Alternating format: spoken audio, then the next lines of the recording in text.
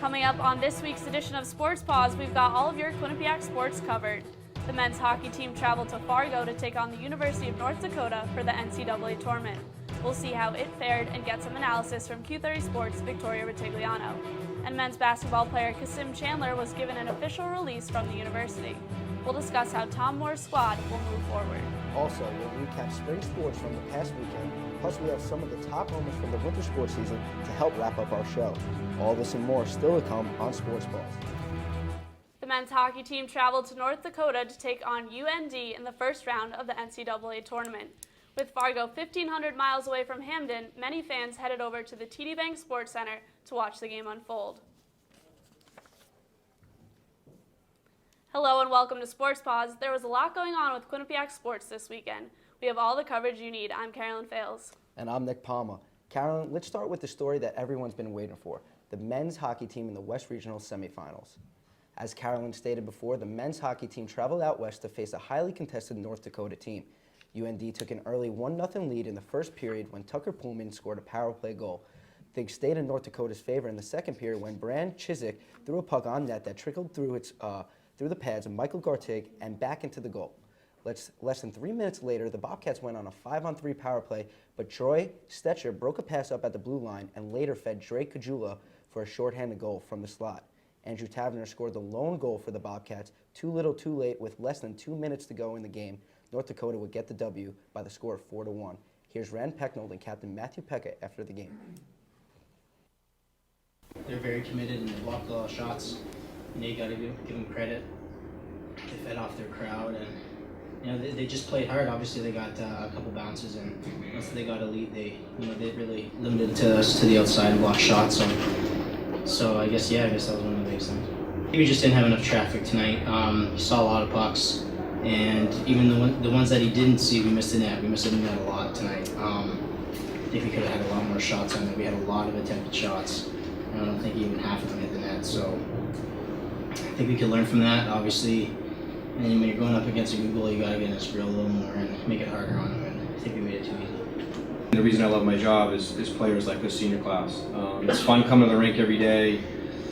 You know, you hear me talk a lot about Pekka and Federico and how great they are off the ice, and I mean, it's just been an absolute joy to have them for 4 years.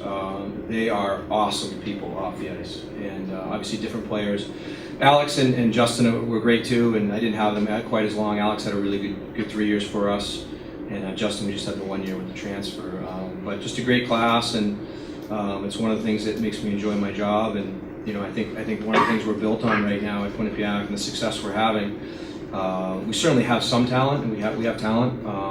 We don't have what's in the other locker room at North Dakota, but we have good players, and we have great character.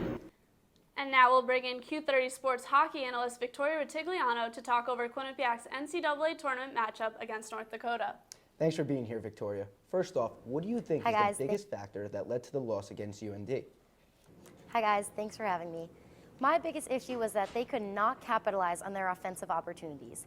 They had a 4-minute power play at one point and a 5-minute major power play later. These are times where the team needs to be able to score. Over the course of this season, the team averaged almost 20% on the power play, but against North Dakota, they weren't able to. A lot of the shots were missed the net, and at the same time, many of the shots were blocked by North Dakota. The traffic in the offensive zone wasn't enough for the team to net some goals. There were 2 instances in which the Bobcats were going to go on the power play, and Tim Clifton let his anger get to him and ended up getting a penalty of his own, ending the chances for the Bobcats to find success on the man advantage. So overall, it was the opportunities they missed that led to the loss. Now, Victoria, what do you think the seniors have meant to this team? The seniors, while there weren't many of them, were a huge part of the team. The co-captains, Matthew Pekka and Danny Federico, were the leaders of the team this year, and it showed during the games. In his 4 years here, Pekka has accumulated 143 points with 42 goals and 101 assists. He broke 100 points purely in assists. That shows how much of a playmaker he was during his time. Federico ended his time here with a plus 48 rating over the past 4 years and finished with 37 points. Both of these guys were integral parts of the penalty kill and the power play, so that will definitely be something the team will miss. In his only year here, Justin Augusta saw the ice every game and finished with plus 11 rating and 22 points. Alex Barron played defense and offense over the year and finished his 3 years here with 22 points. Will this team be as strong again next year? I definitely think the team will be as strong next year as they were this year. They're only losing 4 players, and while each one of them was an important part of the team, there's still a lot more players to back up the team. Throughout the season this year, Rand Pecknold said that his team was young and immature, and next year, this won't be the case. They won't need to teach as many players next year about their system and will be able to jump back into the swing of things. They will definitely need to find more leaders on the team with Pekka and Federico graduating, but overall, I think the team will be as strong next year as they were this year. And now, Victoria, just to wrap it all up, what does the team need to improve on next year in order to do well? Well, they definitely need more goal scorers. Over the course of this season, you would see Sam Annis try to carry the team on his back, and it showed during the playoffs how important his role is on the team. In the UND game, where Pecknold even said he was at about 50 to 60%, Annis tied for most shots on net by the team with 5. This just can't happen. There needs to be more players they can look to that will find the back of the net. One of these players could be Tanner Master, who was highly touted coming into this season. With 2 defensemen graduating, the team is definitely going to need to find more success defensively. This season, there were numerous occasions when a defenseman was caught sleeping and a wide open player would find the back of the net on Gartig. And with 2 defensemen who played every game now graduating, there's going to be even more of a stress for stronger defense. Thanks for having me, guys. When we come back, we'll discuss changes to the men's basketball roster as one player is released from the program. And men's lacrosse takes on Marist. Sports Paws will be right back.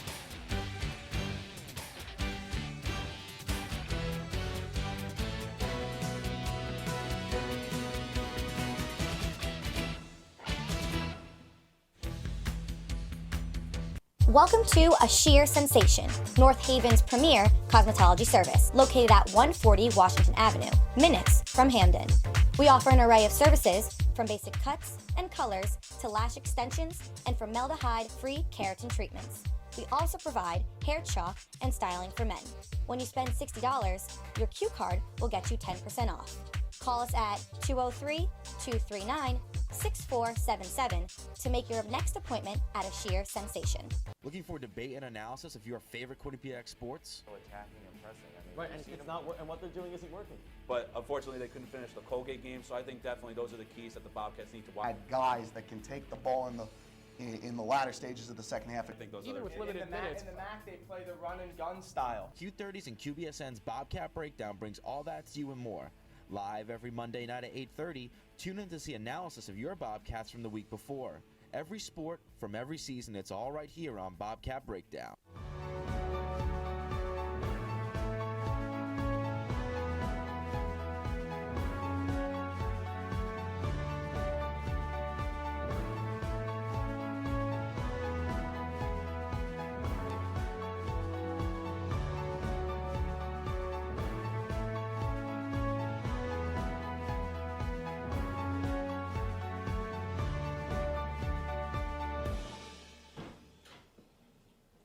While the men's hockey season may be over, they are already planning for next year. The New Haven Register reported Monday that the Bobcats will play 12 out-of-conference opponents. Most notably, these matchups include a 2-game home series against St. Cloud State and a face-off against Boston University for the first time in the two teams' histories. With some big-time opponents headed to next season, we now bring in Q30 sports analyst Mark Spillane to further evaluate the out-of-conference schedule for the 2015-16 season. How are you, Mark? Not bad, guys. Good to be here.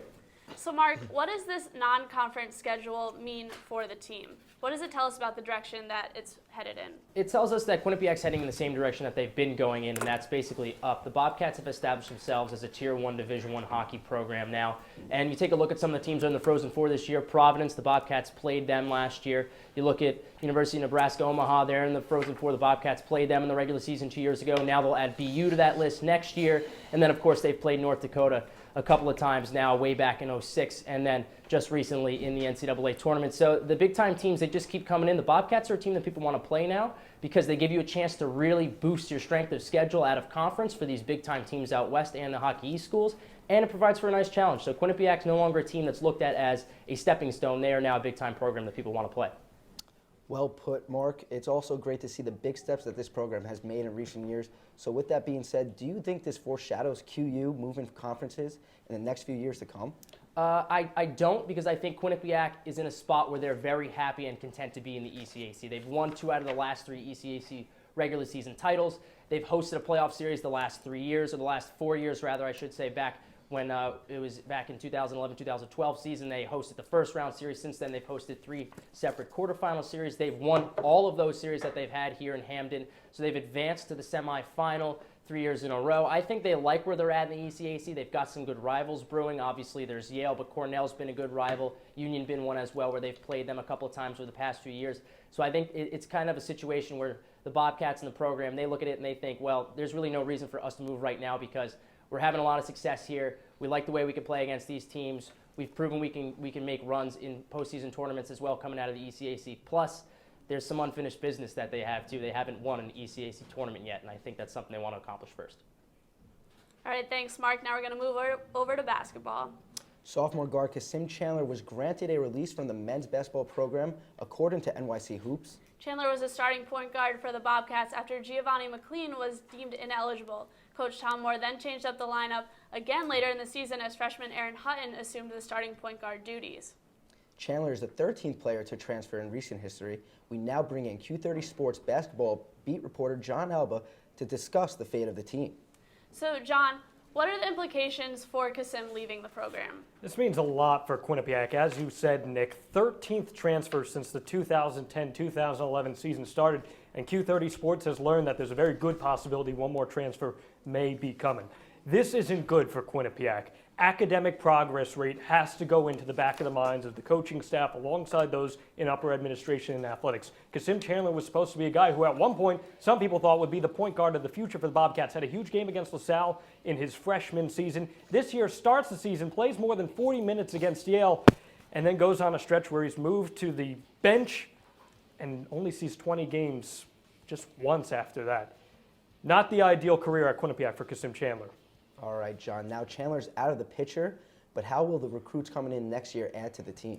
Well, Quinnipiac has 3 recruits in particular coming in, all from Maryland. Andrew Robinson, Aaron Robinson, alongside Abdullah Bundu. Andrew Robinson is the star of this pack in terms of what he's proven in tough competition. Almost 20 points per game. Inside, he can also rebound. He can shoot from beyond the arc. That's a multi-talented player that Quinnipiac's going to look to. His brother, Aaron, does average double digits as well. And then there's Bundu, who averaged 28 points per game in his senior season. That alarmed some of the Quinnipiac coaches. They weren't expecting to get that out of him. If Quinnipiac can use that to its advantage and get actual scoring where it didn't have it last year, that'll be a huge step in the right direction. But as we know, it takes a lot for Tom Moore to trust freshmen. Definitely, John. And now we know Kasim is gone, and we know that these new recruits are coming in. So is this team going to be successful next year?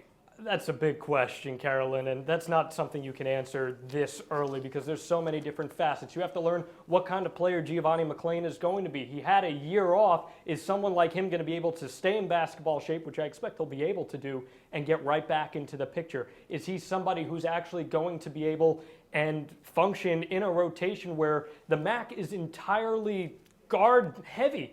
And we saw it 2 years ago with Quinnipiac as Umar Shannon was somebody who the Bobcats relied off of. As Umar Shannon dominated, it allowed for the Bobcats to succeed down low. Usman Drame was a major force down low. Ike Azatan was a major force down low. So I think the guard play is actually going to be solid for Quinnipiac. It's what happens with the forward. Is Bundu going to be someone that the Bobcats can actually rely off of? Once he's going against high Division I bodies, is he going to be able to thrive? That's a question that's maybe a little too early to answer. The Bobcats, James Ford Jr., he's not somebody who's known for his post play. He's going to shoot, but who is going to be that option down low for Quinnipiac? Plus, who's going to transfer out? Will anybody transfer in? The Bobcats have to worry about all that stuff and make sure that their APR doesn't get into a situation where it could be in a dangerous mix of being disqualified from the NCAA tournament or any postseason tournament for that matter. I think the Bobcats will be okay in that regard, but when all is said and done, Carolyn, I do believe it's too early for the Bobcats to look that close to the season. Thank you, John. Thank you, John. Now, don't go anywhere. When we return, we'll tell you all about how the spring sports teams managed through the weekend. We also have our top 10 moments from the winter sports season. Stay tuned. Sports Paws will be right back.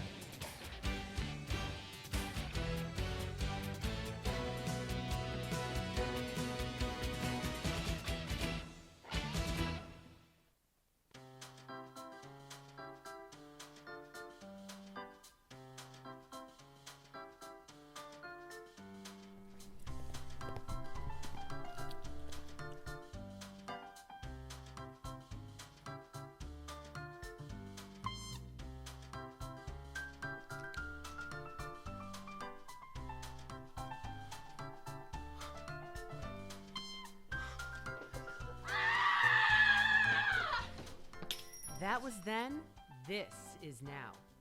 Don't be just a number. Hello, welcome to Chameleon. At Chameleon Hair Color Cafe and Spa, it's all about what makes you feel beautiful. Their professional team is dedicated to helping you reach your customized beauty goals from your head to your toes. Chameleon Hair Color Cafe and Spa, where it's all about what makes you feel beautiful.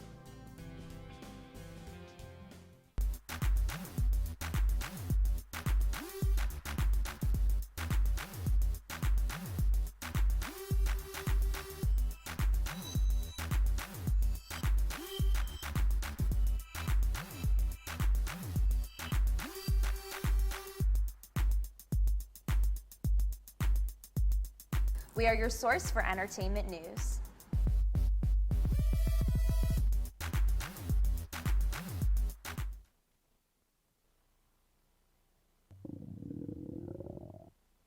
I could really go for a Ray and Mike's sub right now. Come to Ray and Mike's and try our Philly chicken and cheese for just over $4. Giant cheesesteak subs and mouth-watering boar's head sandwiches for as low as $4.75.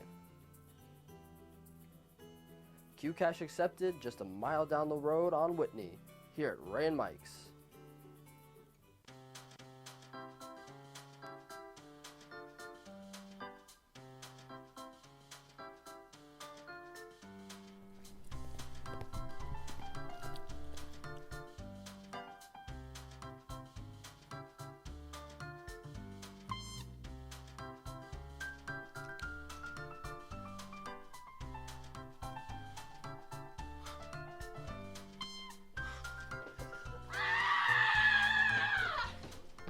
That was then, this is now. Don't be just a number. Hello, welcome to Chameleon. At Chameleon Hair Color Cafe and Spa, it's all about what makes you feel beautiful. Their professional team is dedicated to helping you reach your customized beauty goals from your head to your toes. Chameleon Hair Color Cafe and Spa, where it's all about what makes you feel beautiful.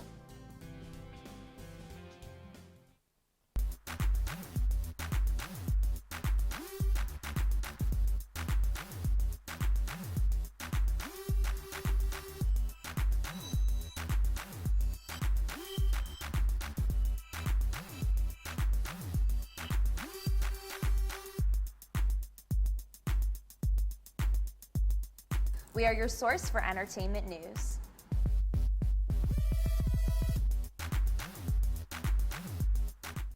Welcome back to Sports Paws. Spring sports are underway, but Nick, many teams have yet to play home games. You're right, the softball and baseball teams traveled away for their games this weekend when they were really supposed to play at home. Sam Prevot has more on all the spring sports action. Sam? Thanks, guys. As the snow continues to melt and temperatures continue to pick up, so do the spring sports teams. The softball team swept St. Peter's in a doubleheader on Saturday, winning by scores of 13-4 and 12-4. In the first game, the Bobcats scored 13 runs off 12 hits, 8 of which were in the final 2 innings. Quinnipiac led the entire second game, shutting out their opponents until the 6th inning. Bobcats pitcher Hannah Lindsley pitched a complete game in Game 1 and tallied 6 strikeouts. She also leads the Bobcats with 17 RBIs and 5 home runs on the year. Earlier in the week, the baseball team faced the Central Connecticut State Blue Devils in New Britain. Although the Bobcats were able to get 9 hits, they could only turn 1 into a run, eventually losing to the Blue Devils by a score of 8-1. The next day, the Bobcats traveled to Northborough, Massachusetts to take on the Yale Bulldogs. The team scored 11 runs on 15 hits, including a grand slam from sophomore Matthew Ostreicher.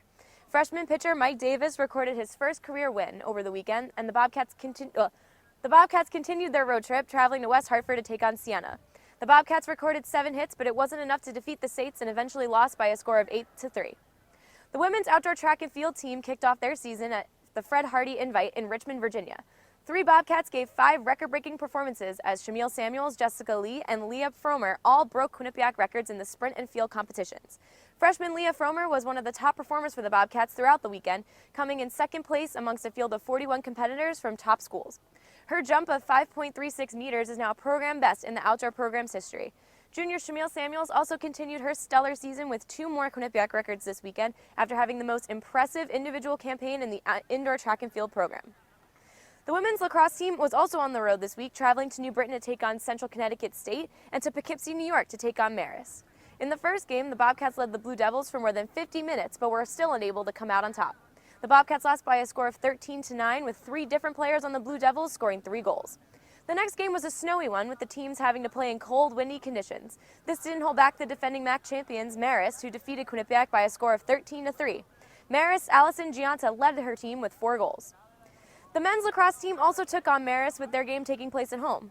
The Bobcats fell to the Red Foxes 17-10, bringing their record to 2-6 on the season.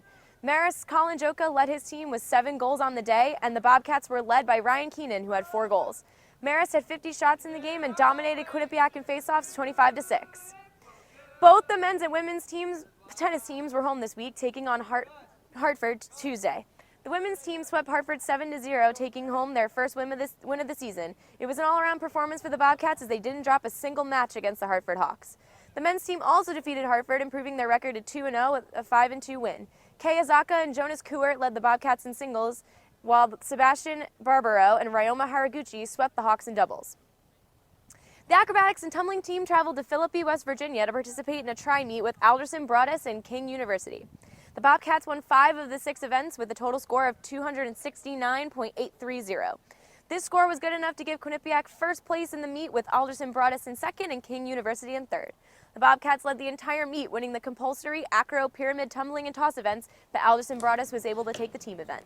Thanks, guys. Back to you. Thanks, Sam. And now that the winter season has officially come to an end. That's right, Nick. Let's take a look at the top 10 moments of the season. It was an outstanding season for all the winter sports teams, definitely getting some playoff runs, and we're going to take a look at the top 10 things that happened. Yeah, a lot of good moments, especially with women's basketball and men's hockey reaching the national tournament. Let's look at number 10, acrobats and tumbling, QU Taylor Johnson with the single-person floor routine. She does the 1.5 right there.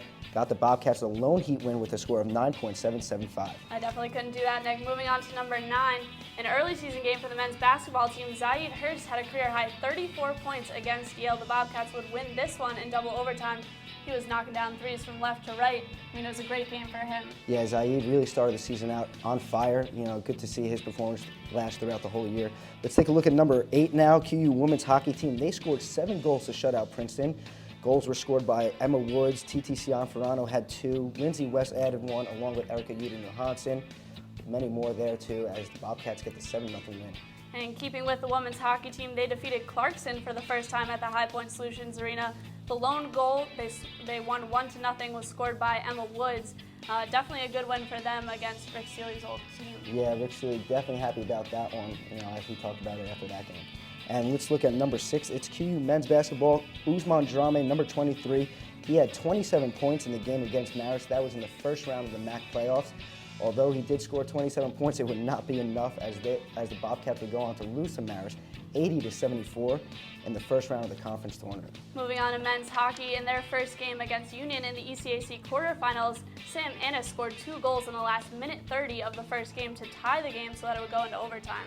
Number 4, QU women's basketball. Jasmine Martin gets the dish from Boo Abshire, from the Lender court sign. That's sent to overtime, and then they would win that one 88-85. Going back to the Union game, Alex Barron deflected the shot off Dan Frederico to get the goal in so that they would win that game, that first game against Union in triple overtime. Great hand-eye coordination right there from Alex Barron. QU indoor-outdoor track runner for number 2, Shamil Samuels, has the most impressive individual campaign in program history, becoming the first one to get 60 meters, 200 meters, and the 400-meter champion, breaking many QU records. And rounding out the list at number 1, the Quinnipiac women's basketball team went undefeated in the MAC and defeated Marist in the MAC championships in Albany to go to the NCAA Tournament for the second time in program history. That picture of them holding up the trophy, I think that just says it all. It's outstanding seasons for most of the winter sports great teams. Season for them. Although they did lose to Oklahoma in the first round of the NCAA Tournament, just great national recognition as they got on TV. Good to see this program moving forward. And just a lot of growth for all of the winter sports teams. Exactly, you're right. And that's all the time we have here for Sports Paws tonight. As the weather keeps warming up, we'll keep you covered with all the spring sports as they get underway. And for more information, be sure to follow us at Q30 Sports on Twitter and check out all of our latest content on www.q30television.com. For Carolyn, Fales, I'm Nick Palma. Have a good night, everyone.